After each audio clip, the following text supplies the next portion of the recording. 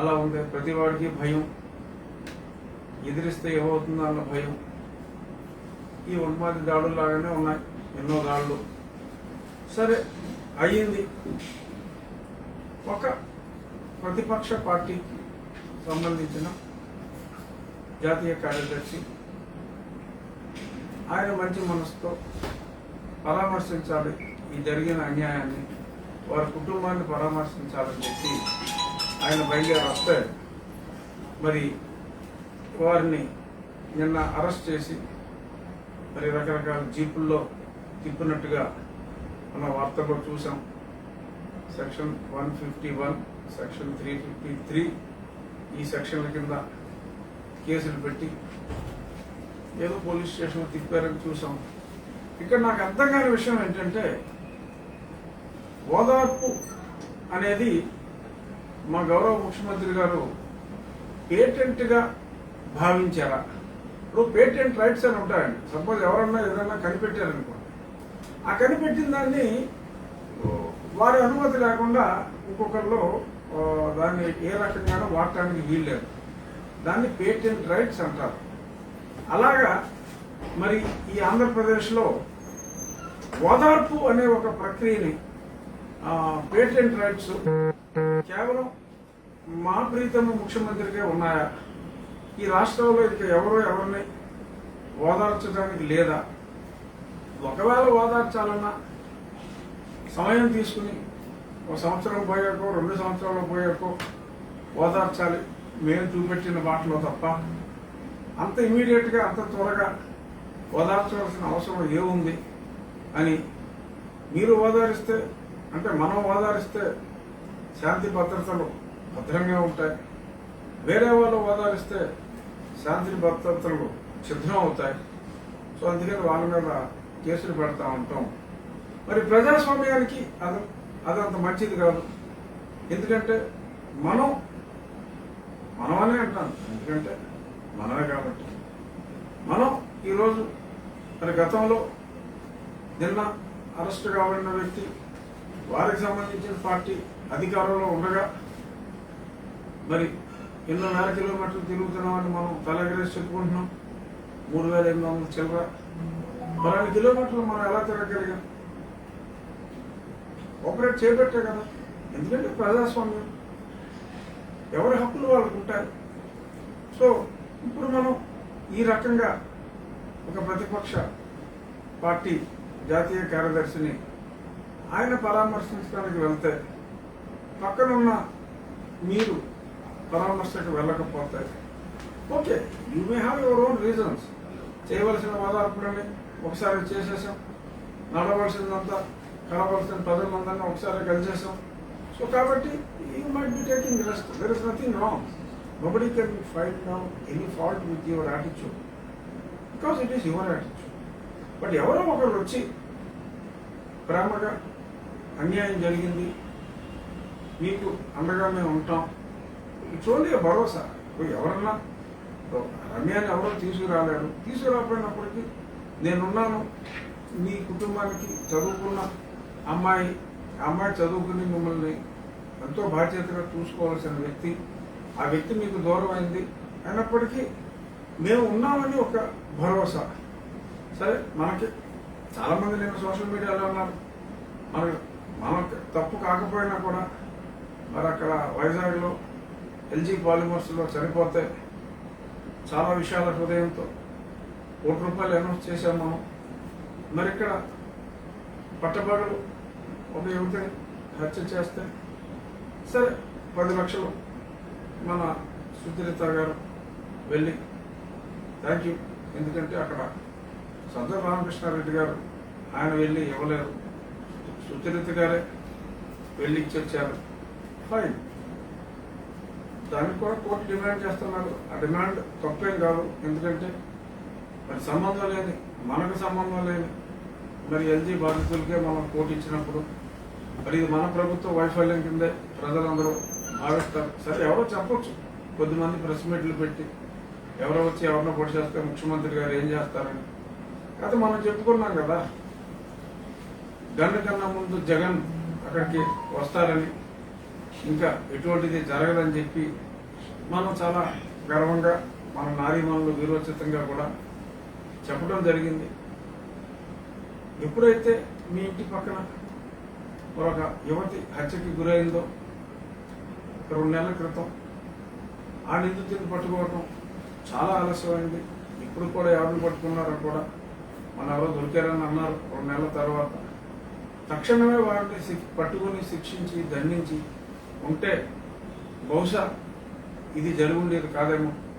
మరి ఎవరో నిన్న ఇంకెవరో ప్రెస్ మీట్లో మన ప్రభుత్వానికి సంబంధించిన వారు దిశ చట్టం ప్రకారం ఇమ్మీడియట్గా శిక్షిస్తా ఉన్నారు.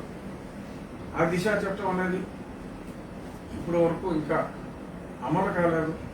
సో అమలు కాని చట్టాల పేర్లు చెప్పి మనం కన్ఫ్యూజ్ అయ్యి జనాన్ని కన్ఫ్యూజ్ చేయడం కన్నా ఉన్న చట్టాల ప్రకారం మనం డెఫినెట్గా శిక్షించవచ్చు.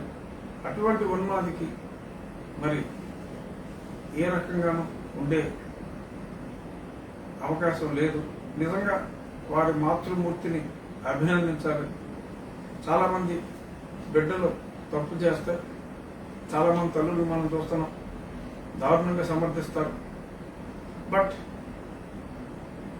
ఈ ఉన్మాది తల్లి ఇటువంటి వాడిని శిక్షించాలి. భూలక్ష్మి గారు అంటే ఆవిడ పేరు. నిజంగా ఆవిడ చాలా చక్కగా చెప్పారు ఇతన్ని శిక్షించాలని. మరి ఆ తల్లి గ్రీన్ సిగ్నల్ కూడా ఉంది. వీడు పట్టబడులు చేశాడు, అన్ని ఎవిడెన్స్లు ఉన్నాయి. Please take immediate and appropriate action my dear chief minister గారు.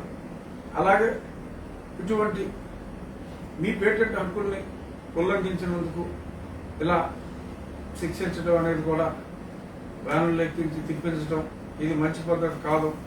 ఎందుకంటే రోజులన్నీ ఒకేలాగా ఉండవు. నీవు నేర్పిన విద్యయే నీరజాక్ష అనే పరిస్థితి మనం తెచ్చుకోకూడదు. ఆ సందర్భంగా మరి గతంలో 5 సంవత్సరాలు మంత్రిగా ఉన్నారు నక్కా ఆనందబాబు గారు. మరి వారిని మరి చేంజ్ చేసుకున్నారు అని చెప్పి కూడా మరి కొన్ని వార్తాపత్రికల్లో నిన్న టీవీ మాధ్యమాల్లో, ఆఫ్ కోర్స్ నాట్ ఇన్ సాక్షి అనుకుంటాను, టీవీ మాధ్యమాల్లో చూడటం జరిగింది. మరి అదే నిజమైతే మరి అదంత మంచి పద్ధతి కాదు. మరి ప్రభువుల మెప్పు కోసం పోలీసులు ఆ రకంగా మరి ఇది కొంచెం ఎబ్బెట్టుగా ఉంటుంది. ఆల్రెడీ పోలీసులు అంటేనే చాలా ఏహ్యభావంతో ప్రజలు ఉన్నారంటంలో ఎటువంటి సందేహం లేదు. సో ఇటువంటి చర్యలకి మనం చరమగీతం పాడాలి. Control your police. ఎందుకంటే beyond that example I cannot give any other example as of now. So please please please my dear chief minister, control your police. And if your ఓదార్పు, ఇఫ్ యువర్ హృదయం permits, please visit Ramya's family members. ఈ రోజు రమ్యకు జరిగిన అన్యాయాన్ని మీరేం చేయలేకపోవచ్చు. ఇంకొక రమ్య జీవితం నాశనం కాకుండా చూసి బాధ్యత నాది అని చెప్పి give a press statement. Meet them, impress the public. It is your responsibility my dear chief minister. మీరా ఇంట్లో బయటికి రారా? వచ్చిన వాళ్ళ మీదేమో దాడులు చేయిస్తారా? అరెస్ట్ చేయిస్తారా? శాంతి భద్రతలకి విఘాతమా? ఇది ఎక్కడికి ఏమండి? ఇది కరెక్ట్ కాదు. Please correct yourself before public come forward to correct us. తర్వాత నిన్న సరే ఇంకొక పెద్ద అంశంకి వెళ్ళే ముందు ఒక చిన్న పెట్ట కదా. అదేమిటంటే ఏటుగా ఎంతో పేరు ప్రఖ్యాతిగాంచిన శ్రీ విజయసాయి రెడ్డి గారు నిన్న మరి వారి కొంచెం ఆలస్యంగా 2 గంటల ప్రాంతంలో వేశారు కౌంటర్. అది కూడా A1 వేసిన టైప్లోనే 91 పేజీలు. మళ్ళీ ఒక కాగితం ఎక్కువైతే A1 బాధపడతారను, తక్కువైతే A2 బాధపడతారను మరి నాకు తెలియదు. కానీ అన్ని పేపర్లో వీరు కూడా వేయటం జరిగింది. చిన్న చిన్న మార్పులు యథాప్రకారం. నేను ఇతనేదో పబ్లిసిటీ కోసం చేసుకున్నాడు. నాకేంటో పబ్లిసిటీ అవసరం? మీకంటే రోజు పేపర్లో పబ్లిక్ ఖర్చుతో పెద్ద పెద్ద పేజీలు అడ్వర్టైజ్మెంట్లు వేసుకుంటున్నారు. నాకు ఆ ప్రొవిజన్ ఉందా? లేదు కదా. నేనేమన్నా మీకులాగా పేపర్లో పబ్లిక్ కాస్ట్ అడ్వర్టైజ్మెంట్లు వేసుకున్నాను. నాకు తోచిన 4 మంచి మాటలు ప్రజలు పడుతున్న ఇబ్బందులు మీ దృష్టికి తీసుకురావాలని, మా ముఖ్యమంత్రి గారి దృష్టికి తీసుకురావాలని చిరు ప్రయత్నం నేను చేస్తున్నాను ప్రజలకు అండగా. ఎందుకంటే నన్ను మీ వికృత చేష్టల వలన, వికృత ఇన్స్ట్రక్షన్స్ వలన నన్ను నా ఊరు వెళ్లకుండా చేయగలిగారు, కానీ ప్రజల నుంచి అయితే నన్ను దూరం చేయలేదు. కోర్టులోనే వీడియో కాన్ఫరెన్స్లు అన్నీ జరిగిపోతున్నాయి. అలాగే ఎంతో మందితో వీడియో కాన్ఫరెన్స్లో నేను మా వాళ్ళతో ఇంటరాక్ట్ అవుతున్నాను. చేత పెద్దగా ఇబ్బంది అయినప్పటికీ ఫిజికల్గా మరి అక్కడికి రాకుండా నన్ను చేశారు కాబట్టి నేను కొన్ని మంచి మంచి సూచనలు, కోర్స్ నేను అనుకుంటున్నాను మంచి, మీకు చాలా దరిద్రంగా అనిపించవచ్చు, అది వేరే విషయం. కొన్ని సూచనలు చేస్తున్నాను. మరి దానికి ఈ రకంగా నన్ను ఎప్పుడో లాస్ట్ ఇయర్ జూన్ 3వ తారీఖు నన్ను డిస్క్వాలిఫై చేయమన్నారు.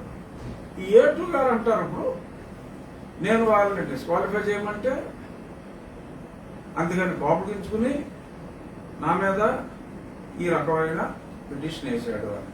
అంటే గత సంవత్సరం జూన్ 3వ తారీఖు A2 గారు అంటే జనరల్ గా ఇవాళ ఇంకో 2 ఏడాది మర్చిపోయా. ఇవాళ ఈడీ కేసులు A1 A2లు ఇంకొక 2 వారి కీర్తి కిరీటంలో ఇంకో 2 ఏడాది. మరి మొన్ననే నా మీద కూడా ఏదో ఇచ్చారన్నారు. బట్ ఈలో పాపం వేలు మీదే ఇంకో 2 ఏడాది. చూద్దాం ఇంకెన్ని కీర్తి కిరీటాలు సాధిస్తారో. సో ఆ రకంగా మరి A2 గారు నా ఏదో పబ్లిసిటీ కోసం చేశాడు, నేనేదో ఆయన ఏదో చేశారు అని అంటూ మళ్ళీ మేము డిస్క్వాలిఫికేషన్కి పిటిషన్ ఇచ్చాం.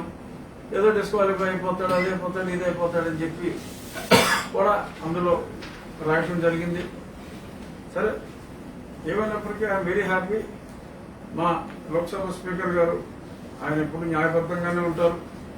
వారు తిరుపతి వెళ్లారు. నిన్న సాయంత్రం చక్కగా రిసీవ్ చేసుకున్నారు. ఒక్కసారి ఇది ఫోకస్ చేయండి. ఈ చివర ఇక్కడ ఉన్నవారు శ్రీ ధర్మారెడ్డి గారు, శ్రీ జవహర్ రెడ్డి గారు, అటు పక్కున్నది శ్రీ సుబ్బారెడ్డి గారు, ఆయన పక్కున్నది శ్రీ విజయసాయిరెడ్డి గారు, ఆ పక్కన ఉన్నది శ్రీ మిథున్ రెడ్డి గారు, ఆ పక్కన ఉన్నది శ్రీ బీజేపీ లీడర్ భానుప్రకాష్ రెడ్డి గారు. ఇంకా పక్కన కాళ్ళే కనబడుతున్నా, ఫేస్ కనిపించలేదు కాబట్టి ఎవరో నేను చెప్పలేను. సో ఇలా చక్కగా రిసీవ్ చేసుకున్నారు. I'm very happy. స్పీకర్ గారిని చాలా చక్కగా రిసీవ్ చేసుకున్నందుకు, డెఫినెట్గా అందులో ఇంత బాగా రిసీవ్ చేసుకున్నందుకు డెఫినెట్గా నా పాత్ర ఏదన్నా ఉండుంటే in fact really I'm very happy. ఇక రాష్ట్రాన్ని కుదిపివేస్తున్న అంశం నిన్న పారదర్శకత. మా ముఖ్యమంత్రి గారు స్లోగన్ అది. ఎందుకంటే ఆయనకి అసలు పారదర్శకత అంటే చాలా ఇంట్రెస్ట్. ప్రతి అడుగులోనూ ట్రాన్స్పరెన్సీ కనపడాలి. ఏ స్థాయిలో ఈ ట్రాన్స్పరెన్సీ కనపడాలి అంటే దేశం మొత్తం మన వైపు చూడాలి. దేశం మొత్తం మన వైపు వచ్చి ఇంత బాగా పనిచేస్తా ఉందని మిగిలిన చోట్ల కూడా రెప్లికా కింద దీన్ని ఉపయోగించుకునే పరిస్థితి మనం తీసుకుంటాం. It's not difficult. మన లెవెల్లో మనం నిర్ణయం తీసుకుంటే we are not going to become corrupt. then it is very easy to percolate into the bottom. It's all in our head. Once we decide we are going to do it, then we take it to the bottom. Yes, it's all in our head. This is what my dear Chief Minister ఎదురింటి విడుగూరి సంధింటి జగన్మోహన్ రెడ్డి గారు చెప్పారు. ఎందుకంటే transparency అన్నది మరి గతంలో రాజశేఖర రెడ్డి గారు చేశారు. 2008లో ఆయన ప్రభుత్వం ఏ జీవో ఇచ్చినా సరే, సో జీవో IRలో అన్ని జీవోలు ఉండాలి అని చెప్పి వారు చెప్పారు. ఆ తర్వాత వచ్చిన ముఖ్యమంత్రులు కూడా తూచా తప్పకుండా ఫాలో అయ్యారు. గత ప్రభుత్వంలో కూడా మరి చంద్రబాబు నాయుడు గారు ముఖ్యమంత్రిగా ఉన్నప్పుడు కూడా అదే ఫాలో అయ్యారట. మరి నేను మొన్నటిదాకా మా ముఖ్యమంత్రి గారు కూడా రాజన్న వేసిన బాటలో మరి ఆ ట్రాన్స్పరెన్సీ కోసం పాటుపడ్డారు. మరి ఇంతలో ఏమైందో, ఆ ట్రాన్స్పరెన్సీ అంటే అంత కోపం ఎందుకు వచ్చిందో మరి అర్థం కాదు. మరి సుమారు ఒక 48 బ్లాంక్ జీవోలు. It's a wonderful concept. Blank GO అన్న కాన్సెప్ట్ చాలా మందికి తెలియదు. ఎందుకంటే మరి ఇప్పుడు జనరల్గా కామన్గా అర్థమయ్యే భాషలో చెప్పాలి అంటే ప్రతి ఒక్కరికి అర్థమయ్యే భాషలో. అఫ్కోర్స్ నేను కొనలేదనుకోండి, అలాగా చాలా మంది కొనడం చూసా. ఇప్పుడు ఏ డేట్కి ఆ డేట్లో కొన్ని స్టాంప్ పేపర్లు కొనుక్కుని పెట్టుకుంటూ ఉంటారు. ఫ్యూచర్లో ఏదైనా ఆ స్టాంప్ పేపర్లు వాడుకోవాలంటే ఎప్పటికప్పుడు నెలకు స్టాంప్ పేపర్ అలాగా కొంతమంది కొనుక్కుని పెట్టుకుంటూ ఉంటారు. అలా ఈ బ్లాంక్ జీవోల వ్యవహారం ఉందేమో అని చెప్పి మరి మొన్న ఒక పాపులర్ వెబ్ ఛానల్లో ఈ బ్లాంక్ జీవోల భాగవతం గురించి మాట్లాడుకోవడం జరిగింది. సరే, ఎందుకు ఇచ్చారు? ప్రజలందరూ కూడా నివేరిపోయారు బ్లాంక్ జీవోలు అనే కాన్సెప్ట్ని చూసి. సో అలాగే ఇప్పుడు డమ్మీ కార్పొరేషన్లో డమ్మీ బీసీ కార్పొరేషన్ లాగా అలా ఇది బ్లాంక్ జీవోల కాన్సెప్ట్ అయితే అయి ఉండొచ్చు.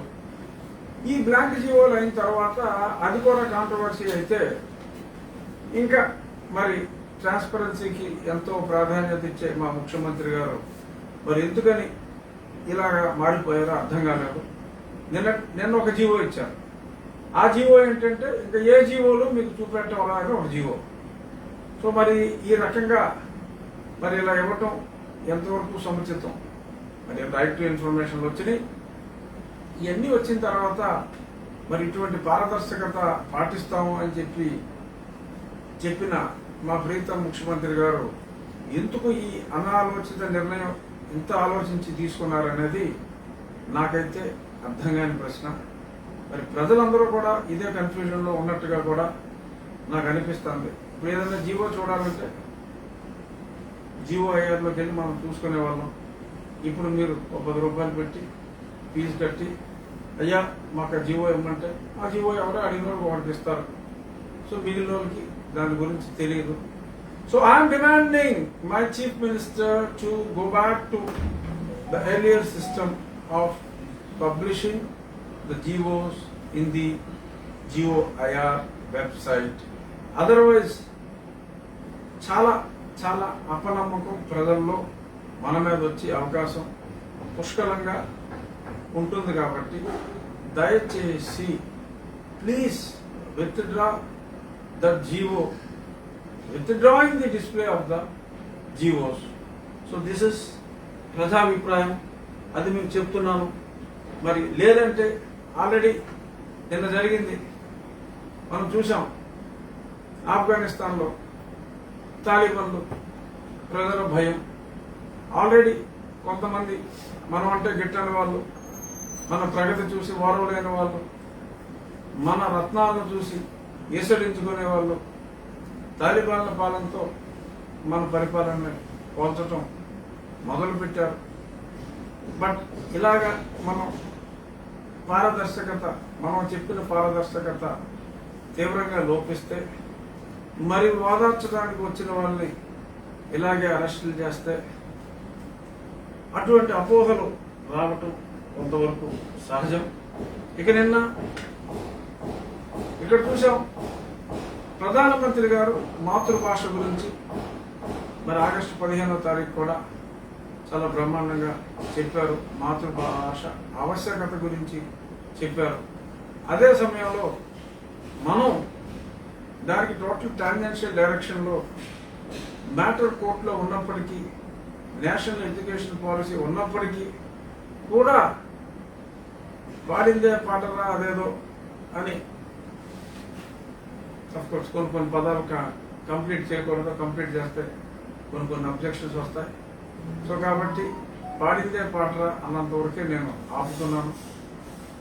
It's you will have to change your attitude. We have to respect the national policies. We have to respect the constitution. don't totally eradicate the medium of instruction. అంటే మీకు అర్థం అవటం కోసం నేను ఇంగ్లీష్లో చెప్పాల్సి వస్తుంది. తెలుగుని బ్రతకనివ్వండి. తెలుగువారిని తలెత్తుకొని తెలుగువారు అని చెప్పుకునే పరిస్థితి నుంచి దూరం చేయకండి. పరభాషా వ్యామోహంలో మీరు పడి తెలుగు జాతిని నిర్వీర్యం చేయకండి. Kindly follow the national policy. దేశం అంతా ఒకటి, రాష్ట్రం మరొకటి కాదు. మీరు ఒక్కళ్ళే పెద్ద ఉద్దండ పండితులు కాదు. నేర్చుకోవాల్సింది చాలా ఉంది. నేను చూసా, చక్కగా స్కూల్ బ్యాగ్ భుజాన వేసుకున్నారు. That's good. ఎస్, చాలా బాగున్నారు ఆ స్కూల్ బ్యాగ్ వేసుకున్నారు. So please understand, get educated. You're only a graduate. Still, there is a lot more for you to study. So you need that study before you preach. You know what is what. ముఖ్యమంత్రి గారు ఎందుకంటే డెఫినెట్గా రాజ్యాంగం మీరు చదవవలసిన అవసరం చాలా ఉంది. మనకు తోచిందే రాజ్యాంగం అని మనం అనుకోవటం కరెక్ట్ కాదు. ఇక మొన్న జరిగిన ఒక ముఖ్యమైన అంశం ఏంటంటే, అఫ్కోర్స్ గతంలో నేను ఆ సబ్జెక్ట్ టచ్ చేశాను. అది కూడా రాజ్యాంగంలో ఉన్న ప్రొవిజన్ గురించి మాట్లాడాను. మొన్న ఆ ప్రొవిజన్ గురించి మాట్లాడినందుకు మీకు ఎవరో కొంతమంది ఏదో రిప్రజెంటేషన్ కూడా ఇచ్చారని చెప్పి తెలుగువారి మనస్సాక్షిలో కూడా చూశాను.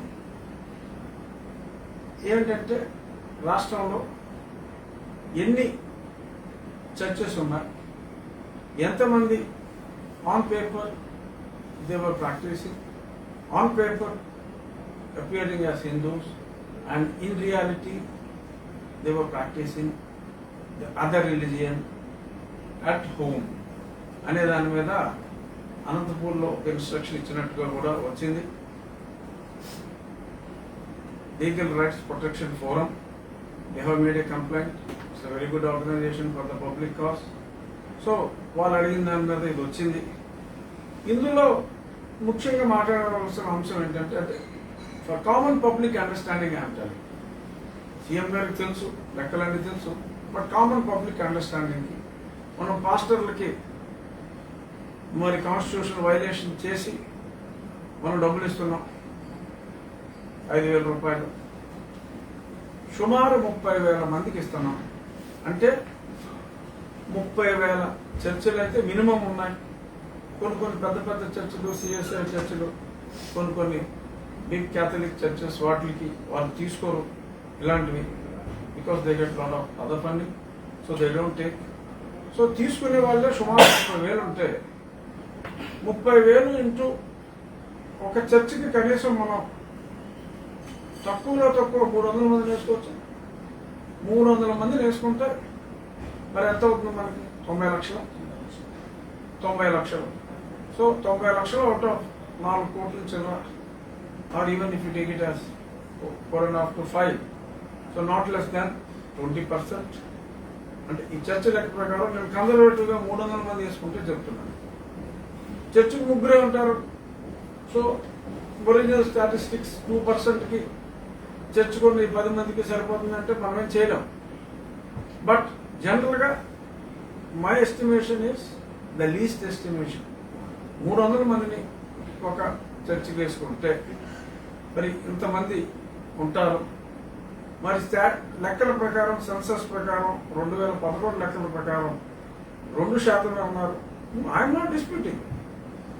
ఎవరికి నచ్చిన రిలీజియన్ వాళ్ళు తీసుకోవచ్చని రాజ్యాంగంలోనే ప్రొవిజన్ ఉంది.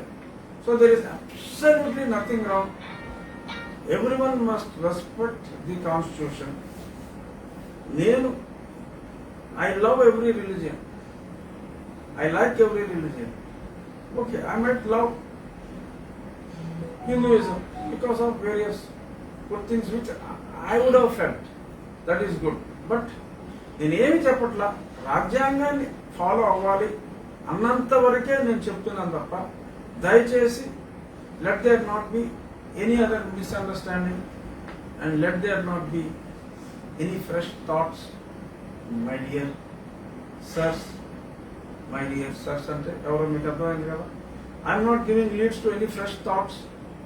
నేను చెప్పేది ఆ రేపు అది వచ్చినప్పుడు ఆ రిపోర్ట్ ఇచ్చేటప్పుడు మళ్ళీ ఎవరో ఎటువంటి ఇష్యూ రేస్ చేయకుండా, అంటే కనీసం చర్చకు 300 మంది కూడా ఉండరా, ఇలాంటి ఇష్యూస్ రేస్ చేయకుండా కొంచెం మనం జాగ్రత్తగా అది చూసుకుంటే బాగుంటుంది. ఎందుకంటే ఆ సెన్సస్ ప్రకారం అదే అంటే మరి కొన్ని ఇబ్బందులు ఉంటాయి. అప్పుడు ఓకే, ఎందుకు ఇలా జరిగింది.